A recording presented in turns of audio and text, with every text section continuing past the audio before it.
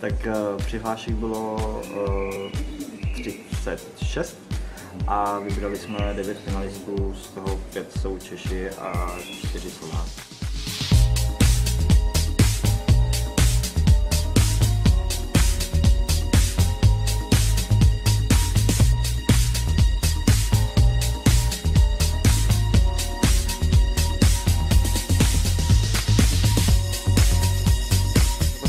Casting probíhal v klubu Stage v Praze a v castingové porotě byla Bananová Halina, byla tam Naděžda Krupská, Kamila Nejgoutová, Petr Bojnar, Pavel Pavlovský, vlastně Maské, muzikálu Popelka na ledě, Karel Veselý, který je předsedou Jihočeské Landy, samozřejmě já jako hlavní organizátor, ne jako prezident, protože potom to lidi zneužívají, a Iva Baudišová, která je vlastně vizážistou a takovou ženskou tváří a takže celé soutěže, a Tomáš Fíďa samozřejmě stále úřadující gayman České republiky.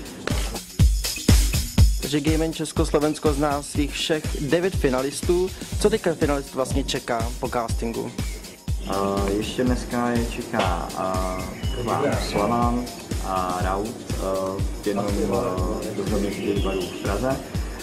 Potom je čeká v červenci soustředění v Českých Budějovicích, kde mají velmi nabitý program, včetně návštěvy fondu ohrožených dětí v Jindřichově Hradci, zámku Hlubuká nad Vltavou, uvítání vlastně politických špiček kraje a města, a vzhledem k tomu, že Česká Landa pořádá duhový bor v Českých Budějovicích, tak budou mezi hlavními hosty tady toho padinku.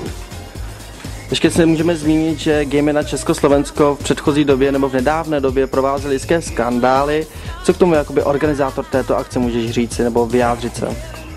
Tak já bych se k těm skandálům, které, jak ty jsi říkal, tak nějak dvakrát asi nevyjadřoval, vzhledem k tomu, že tohle už řeší úplně jiné složky, ale musím říct, že jsem strašně rád, že se casting povedl, že proběhl, jsem rád, že funguje všechno tak, jak má, takže jestli jsou nějaké, dalo by se říct, různý drby, ale nějaké skandály vykonstruované určitými lidmi, tak je to jejich problém. Každopádně Gayman pokračuje, je to Gayman Československo, pokračuje pod mým vedením a pokračovat samozřejmě pod mým vedením nadále bude.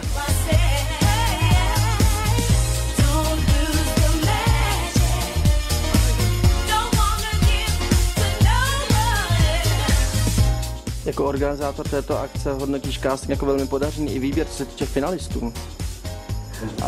Ano, vzhledem k tomu, že jsem byl trošičku skeptický, tak jak jsi říkal, v rámci těch skandálů, jak to celé dopadne letos, tak casting byl hodně podařený. Myslím si, že castingová porota vybrala opravdu silnou devítku, a zároveň teda musím všem poděkovat, kteří se nějak zúčastnili nebo pomáhali v rámci castingu, i Vládě Tesařovi, druhému vicegaymanovi, stále úřadujícímu Bananové Halině a Naděždě Krupské.